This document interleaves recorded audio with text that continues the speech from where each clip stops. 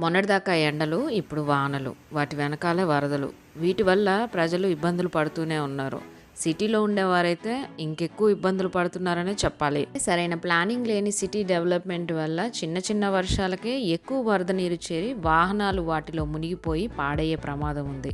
అయితే మరి వరదలో మునిగిపోయే కార్లను రిపేర్ చేయించుకోవడానికి అయ్యే ఖర్చులు ఇన్సూరెన్స్ కవర్ చేస్తుందా?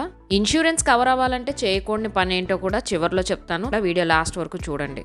నార్మల్ ఇన్సూరెన్స్ ప్లాన్స్ కింద ఇవి కవర్ అవ్వవు. ఇన్సూరెన్స్ తీసుకునేటప్పుడు మనం కొన్ని యాడ్ ఆన్ కవర్స్ తీసుకోవాల్సి ఉంటుంది. వాటిలో జీరో డిప్రిసియేషన్ మరియు ఇంజన్ ప్రొటెక్షన్ కవర్ అనేవి ఖచ్చితంగా తీసుకోవాలి. అయితే ఇక్కడే ఒక మెలిక ఉంది.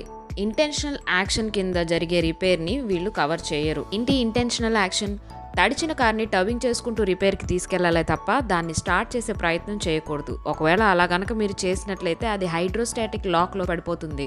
కాబట్టి గుర్తుపెట్టుకోండి, తడిచిన కార్ని ఎప్పుడు ఆన్ చేసే ప్రయత్నం